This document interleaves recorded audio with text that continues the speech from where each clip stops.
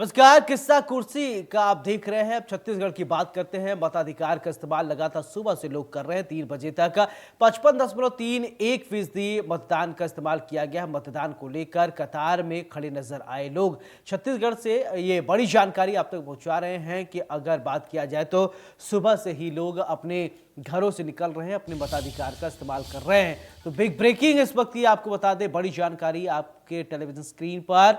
ये बड़ी जानकारी इस वक्त ये आपको बता दें कि सुबह से ही मतदान करने के लिए लोग अपने मताधिकार का इस्तेमाल कर रहे हैं। सरगुजा की अगर बात करें तो 41.03% मतदान हुआ है। तो ये बड़ी जानकारी इस वक्त ये आप देख रहे हैं अपने टीवी स्क्रीन पर।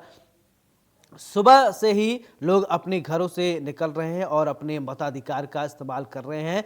लोकतंत्र का ये महापर्व आज है और सभी मतदाता अपने घरों से निकल रहे हैं और अपने मताधिकार का इस्तेमाल कर रहे हैं। अगर आप भी अभी तक अपने मतों का इस्तेमाल नहीं किए हैं तो अपने घर से निकलिए और अपने मताधिकार का इस्तेमाल कीजिए। दरअसल आज का दिन बेहद खास होता है। ये एक पर्व है। आपके फेवरेट जो नेता हैं उनको चुनने का आपको बेहतरीन मौका है।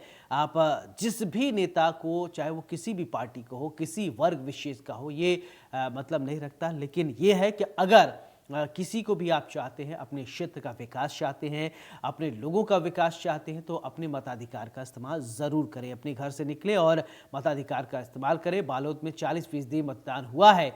यहीं अगर बात किया जाए तो विधानसभा चुनाव 2023 पाटन विधानसभा से, जहां पर विजय बघेल, भूपेश बघेल सामने हैं, बीजेपी से हैं विजय बघेल। तो वहीं अगर बात किया जाए बीजेपी से अजय चंद्राकर, उनके सामने कांग्रेस से हैं तारड़ी चंद्राकर। ये बेहद खास दिलचस्प यहाँ पर मुकाबला है। और वहीं अगर बात किया जाए रायपुर दक्षिण विधानसभा से, जहाँ पर बृजमोहन अग्रवाल बीजेपी से, कांग्रेस से महंत रामसुंदर चुनावी मैदान में हैं। वहीं अगर बात किया जाए कांग्रेस की तरफ से राजेश मूणत रायपुर पश्चिम से आप हैं, विकास उपाध्याय कांग्रेस से चुनावी मैदान में ताल ठोकते हुए नजर आ रहे हैं। जनता को अब तय करना है किस पर स्नेह ज्यादा है। ईवीएम का बटन दबाकर वोट करना है। सख्ती की अगर बात करें तो आप देख रहे हैं अपने टीवी स्क्रीन पर। वहीं अगर बात करें जांजगीर चांपा विधानसभा पे, जहां पर नारायण चंदेल बीजेपी से हैं, वहीं व्यास कश्यप कांग्रेस पार्टी से चुनावी मैदान में हैं। वहीं अगर बात किया जाए मस्तूरी विधानसभा क्षेत्र से, जहां पर कृष्णमूर्ति बांधी बीजेपी से, वहीं दिलीप लहरिया कांग्रेस से चुनावी मैदान में ताल ठोकते हुए नजर आ रहे हैं।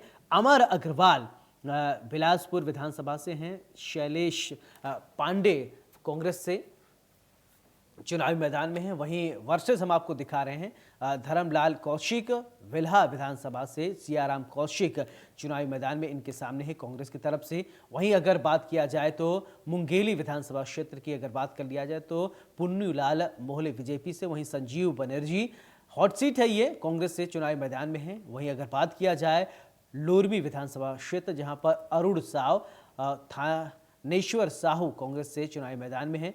वही आप देख सकते हैं कि आपकी टीवी स्क्रीन पर कांग्रेस और बीजेपी वर्सेस हम आपको दिखा रहे हैं। लखन लाल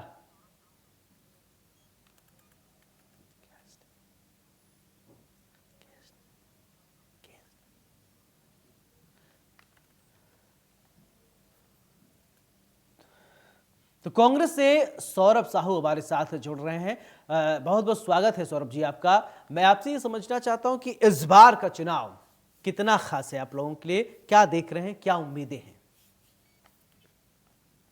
देखिए, इस बार का चुनाव ही नहीं, जो चुनाव है लोकतंत्र का महापर्व कहा जाता है। अभी अभी हमने दिवाली मनाई है जी। और मुझे लगता है कि आने वाले 3 दिसंबर को फिर से कांग्रेस पार्टी और छत्तीसगढ़ के लोगों की दिवाली होने वाली है। क्योंकि बिल्कुल ये खास है, क्योंकि हमने पिछले 5 सालों में जिस तरीके से क्षेत्र के विकास के लिए योजनाएं बनाई और उसका लाभ अंतिम व्यक्ति तक को दिया है, पहुंचाने की पूरी कोशिश की है, तो उसका निश्चित रूप से असर अभी पहले चरण के भी मतदान में और आज जो दूसरे चरण के मतदान जारी है 70 सीटों पर, उस पर देखने को मिल रहा है। जो बूथ लेवल से हमारे कार्यकर्ता लगे हुए हैं चुनाव के कार्य में, वहां से भी हमको जो फीडबैक आ रहा है वो कांग्रेस पार्टी के हिसाब से बहुत पॉजिटिव है। और हम पूरी तरीके से आश्वस्त है कि जो 75 पार का जो हमने लक्ष्य रखा है छत्तीसगढ़ में, वो निश्चित रूप से पूरा करेंगे और 2018 की तरह ही बिल्कुल। छत्तीसगढ़ की जो जनता है वो हमको पूर्ण बहुमत से फिर से सरकार मिलाएगी, और एक प्रचंड बहुमत के साथ वाली जो सरकार है, जिसमें हाँ। कि पूरे स्वतंत्रता से हम जनता की भलाई के लिए काम कर पाएंगे, उस तरीके की सरकार, उस तरीके का जनादेश हमको छत्तीसगढ़ की जनता से मिलेगा। इसके लिए हम पूरी तरह से आश्वस्त हैं। सौरभ जी, आपको ये नहीं लगता कि बीजेपी के तमाम दिग्गजों ने भी पूरी ताकत झोंक दी और कोशिश किया, खुद प्रधानमंत्री नरेंद्र मोदी भी कई बार आए, आपको लगता नहीं कि हो सकता है कि कुछ जो वोट बैंक है आपका इधर उधर खिसके? ऐसा तो नहीं आभास हो रहा है?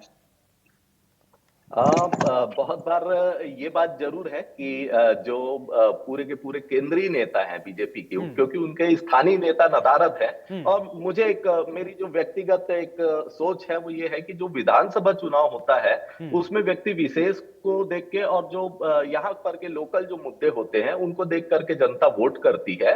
और लोकल मुद्दों पर हमने चुनाव लड़ा, यहाँ की जो मूलभूत सुविधाएं हैं उनको, उनका विकास करने का हमने पिछले कार्यकाल में प्रयास किया, और उसी पर ही हम जनता के बीच गए, हमारी उपलब्धियों को लेकर और हमारे आगे के कमिटमेंट को लेकर हम जनता के बीच गए। तो मुझे लगता है कि उन्होंने भरसक प्रयास किया, भाजपा ने यहाँ पर आकर के, जो उनके केंद्रीय नेता है उन्होंने बड़े बड़े मंचों से अपनी प्रतिष्ठा के और अपने पद के गरिमा के विपरीत बहुत सारे झूठ और भ्रम भी फैलाने की कोशिश की। हाँ। लेकिन क्योंकि छत्तीसगढ़ जनता ने इन्हें 15 साल देखा है, इनका पूरा कार्यकाल देखा है, इनके वादे देखे हैं और किस तरीके से वादा खिलाफी हुई, उस बात को भी छत्तीसगढ़ की जनता ने देखा है। तो मुझे लगता है जो अभी इन्होंने मोदी जी की गारंटी बोल करके एक प्रपत्र निकाला है, तो हम लोग तो ये लगातार पूछते हैं कि मोदी जी की तो गारंटी, मोदी जी ने तो गारंटी दे दी, लेकिन मोदी जी की गारंटी कौन लेगा? क्योंकि उन्होंने भी 2014 के चुनाव में वहां पर जो केंद्र में जब सरकार बनी थी उनकी, तो जिस तरीके से उन्होंने वादा किया किसानों की आय दोगुनी करने का, 100 दिन में महंगाई को दूर करने का, 2 करोड़ रोजगार देने का, और ऐसे अनेक वादे थे। भ्रष्टाचार मुक्त भारत बनाने का, 15-15 लाख रुपए सभी के खातों में, भ्रष्टाचार जब भ्रष्टाचार के जो पैसे हैं वो बाहर से आएंगे तो हर व्यक्ति के खाते में आ जाएंगे, इस तरीके के जो वो जुमले थे। और बाद में खुद अपने ही मुंह से उनके नेता जो कहते हैं कि ये सब तो चुनावी जुमला चलिए, था। ठीक है। तो इन बातों को पिंकी जनता समझती है, शिवराज मुझे लगता जी है, भी और हमारे उसके साथ जुड़ आधार गए। पे पिंकी जी, जनता बहुत वोट बहुत करती है। स्वागत है आपका।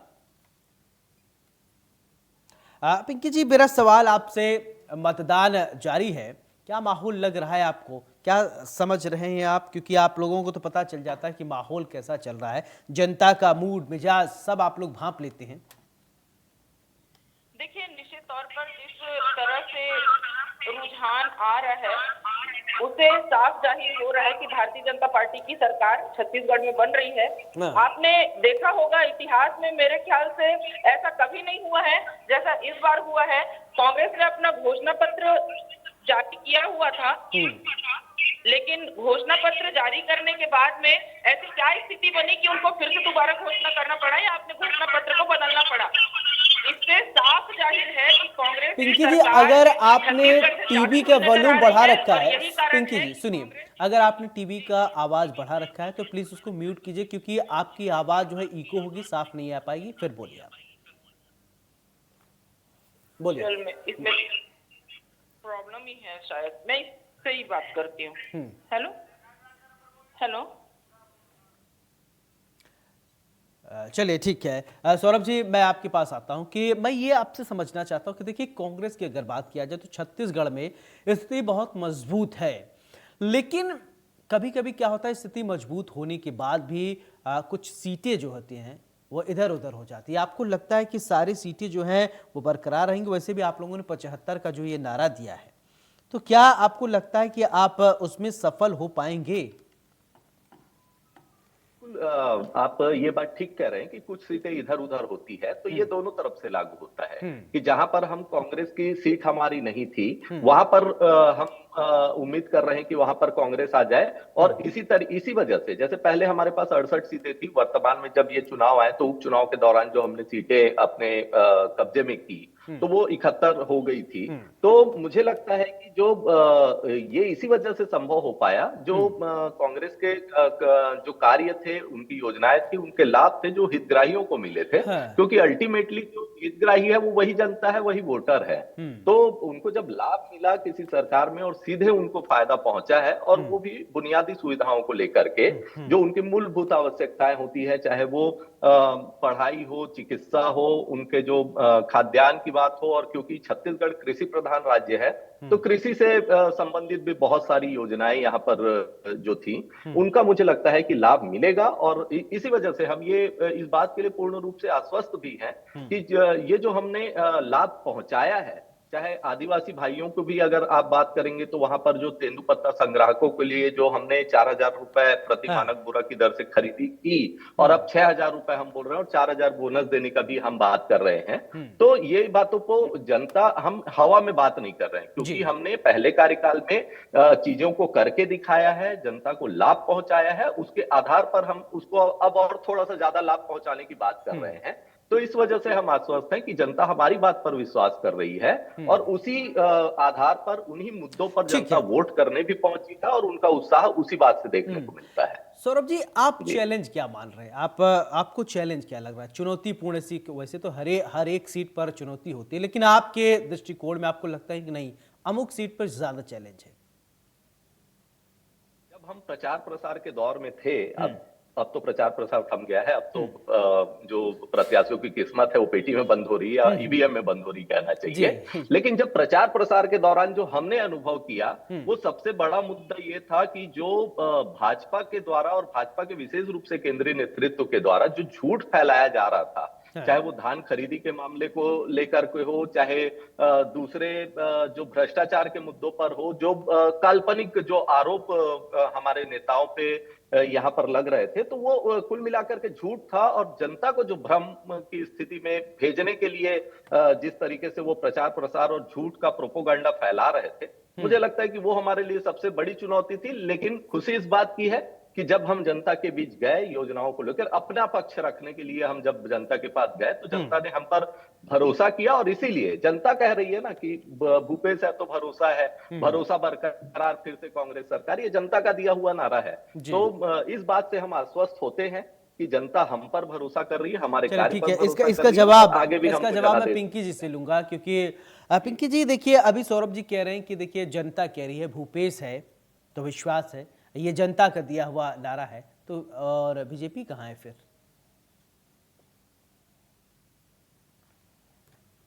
अगर इनको अपने घोषणा पत्र पर भरोसा होता तो इस तरह बार बार कांग्रेस को अपना घोषणा पत्र बदलने की जरूरत नहीं पड़ती। जिस प्रकार भारतीय जनता पार्टी ने जब अपना संकल्प पत्र जारी किया, मोदी की गारंटी लेते हुए, हमने चाहे किसानों के लिए हम 3100 रुपए में 21 कुंटल धान खरीदी की बात करें, या तेंदुपत्ता संग्राहकों को हमने 5500 रुपए प्रति मानक बोरी देने का बात करें, या उनके बोनस में बढ़ोतरी की बात करें, उसी तरह महिला बहनों को हमने कहा कि हम 12,000 रुपए पर साल, महीने में 1,000 रुपए उनको देंगे महतारी वंदन योजना के तहत। इसको देखते हुए कांग्रेस ने जिस प्रकार से कॉपीराइट करते हुए अपनी घोषणा पत्र जारी की थी, और पार्ट पार्ट में उन्होंने जारी की थी, निश्चित तौर पर हमको लगता है जब हमने किसानों को कहा कि हम 3100 रुपए धान खरीदी करेंगे, उन्होंने 100 रुपए बढ़ाते हुए 3200 कहा। हमने तेंदुपत्ता संग्राहकों को 5500 देने की बात कही, उन्होंने 6,000 रुपए कहा। इसी तरह बहुत सारी बातें हैं जिसमें उन्होंने 1-1, 200 रुपए बढ़ा करके, मतलब केवल मन लुभावने घोषणा पत्र जारी किया है, जिससे लोगों को वो फिर से भ्रमित कर सके, जैसा उन्होंने 2018 में किया था।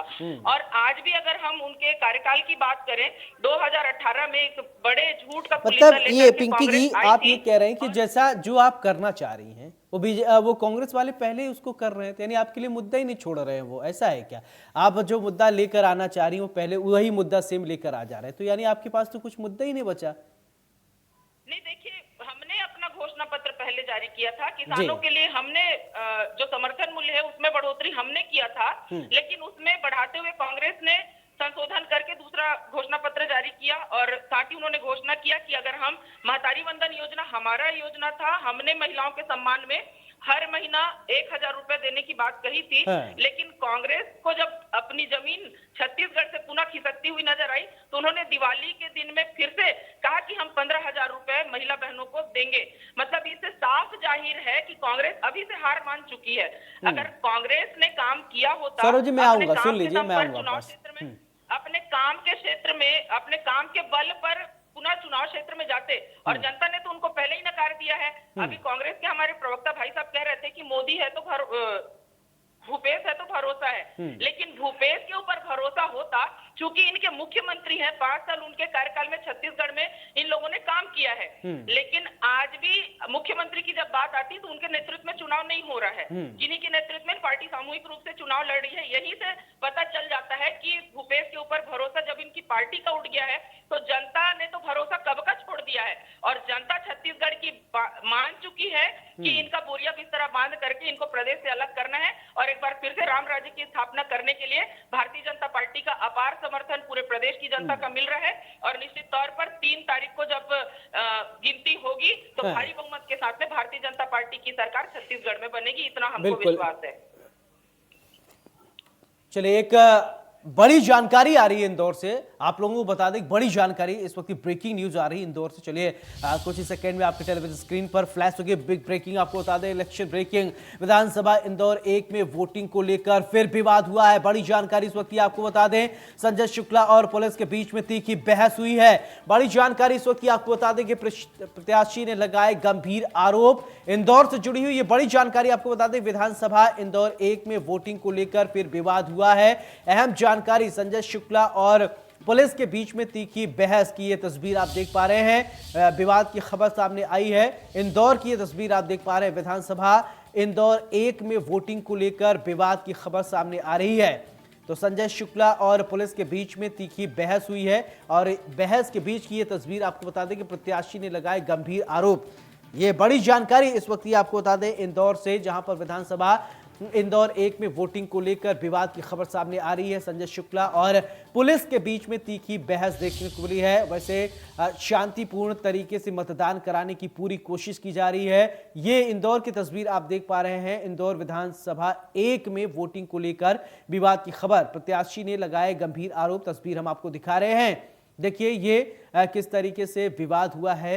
मतदान केंद्र पर मतदाताओं से शांति से वोटिंग करने की अपील की जा रही है और प्रशासन की तरफ से भी लगातार ये कोशिश की जा रही है कि मतदान को शांतिपूर्ण तरीके से संपन्न कराया जाए। लेकिन कुछ लोग ऐसे हैं जो इसी खबर पर ज्यादा जानकारी के साथ मेरे सहयोगी एहतियाब शेख फोन लाइन पर जुड़ रहे हैं। एहतियाब, विधानसभा इंदौर 1 में बताया जा रहा है कि बहस की खबर सामने आई है, नोकझोंक हुई है, क्या कुछ अपडेट है आपके पास?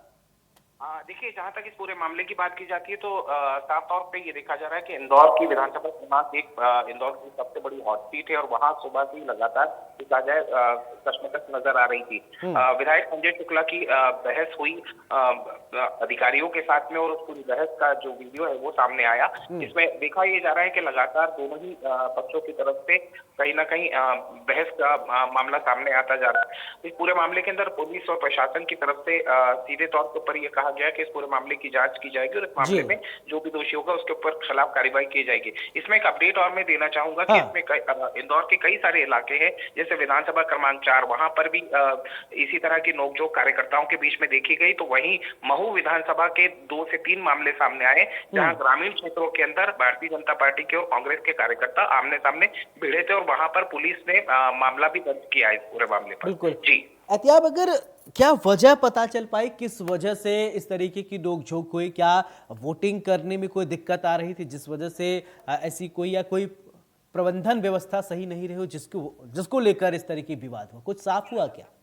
जी, लगातार जिस तरीके से बातें सामने आ रही हैं, अगर हम विधानसभा क्रमांक 1 की बात करते हैं तो संजय शुक्ला की जो बहस हुई थी वो कहीं ना कहीं व्यवस्थाओं को लेकर और कहीं ना कहीं ये कहा जाए कार्यकर्ताओं की नाराजगी को लेकर वहां मामला सामने आया था, जिस पर प्रशासनिक अधिकारियों के साथ में उनकी बहस हुई। और जहां तक विधानसभा क्रमांक 4 की बात की जाती है तो विधानसभा क्रमांक 4 में जो मामला सामने आया था उसमें कांग्रेस और बीजेपी के जो कार्यकर्ता है वो आपस में तीखी बहस करते हुए नजर आए और एक दूसरे पर चीटाकशी करते हुए नजर आए।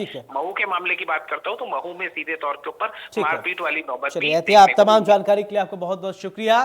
तो छत्तीसगढ़ के डिबेट में लगातार हम बने हुए, हमारे साथ दो गेस्ट भी जुड़े हैं। सौरभ जी हमारे साथ हैं और पिंकी जी बीजेपी से हैं। पिंकी जी, मेरा सवाल आपसे ये कि लगातार कई जगह से छुटपुट खबरें भी आती हैं, अभी आपने इंदौर के देखे, लेकिन अगर छत्तीसगढ़ की बात करें तो क्या माहौल आपको लग रहा है देख के? क्योंकि आप लोग भांप लेते हैं ना कि वोटिंग देखकर या मतदाताओं को उत्साह देखकर आप लोगों को लगता है कि हाँ ठीक है, मामला ऑल इज वेल है। कैसा लग रहा है आपको?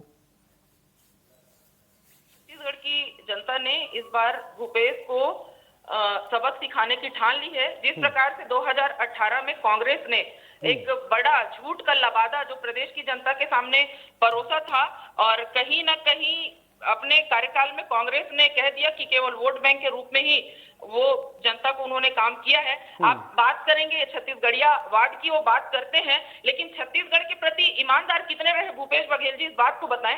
जिस हिसाब से छत्तीसगढ़ में आपराधिक मामले बढ़े हुए हैं और दुष्कर्म के मामले बढ़े हुए हैं, महिलाओं के साथ में जितने घटनाएं हैं, आपराधिक मामले जो उजागर हुए हैं, कहीं ना कहीं सरकार के ऊपर न यहाँ पर जनप्रतिनिधि सुरक्षित है, न यहाँ पर महिलाएं सुरक्षित है, न यहाँ पर स्कूल में पढ़ने वाले हमारे बच्चे। जिस प्रकार से चाकूबाजी की घटना हो रही है, अवैध शराब की बिक्री हो रही है, दारू के नशे में स्कूल जिसको हम शिक्षा का मंदिर कहते हैं, वहां पर भी बच्चे चाकूबाजी की घटना करते हैं। तो कहीं ना कहीं ये बहुत बड़ा प्रश्न चिन्ह सरकार के ऊपर खड़ा करता है कि सरकार का बिल्कुल यहाँ के जो अधिकारी है, प्रशासन है, निरंकुश हो गया है। सरकार का दबाव जरा भी अधिकारियों के ऊपर नहीं है, इसी कारण इतने सारे मामले उजागर हुए हैं। आज मैं बात करती हूँ महिला अपराधों की। इनकी जो चन्नी साहू हैं विधायक, जिनके पास में तमाम प्रोटोकॉल है, जब विधायक के पास में भरी सभा में आकर के चाकू मार के कोई व्यक्ति चला जाता है, तो जब इनका विधायक सुरक्षित नहीं है, अपने विधायक की सुरक्षा यहाँ के सरकार नहीं कर सकती है, तो फिर छत्तीसगढ़ की जनता के सुरक्षा के मामले का कहां तक इनका ध्यान होगा, इस बात का भी अनुमान छत्तीसगढ़ की जनता ने लगाया है। निश्चित तौर पर आज जनता हमारे साथ है। आदरणीय सौरभ जी कह रहे थे कि इनके केंद्रीय नेता आकर के जगह जगह कार्यक्रम कर रहे हैं। मैं सौरभ जी से कहना चाहूंगी कि भारतीय जनता पार्टी कैडर की पार्टी है और हमारा, चलिए ठीक है पिंकी जी, आपकी बात आ गई। सौरभ जी चलिए, आपने सौरभ जी मैं फाइनल कमेंट आपसे चाहता हूं please. Saurabh ji final comment.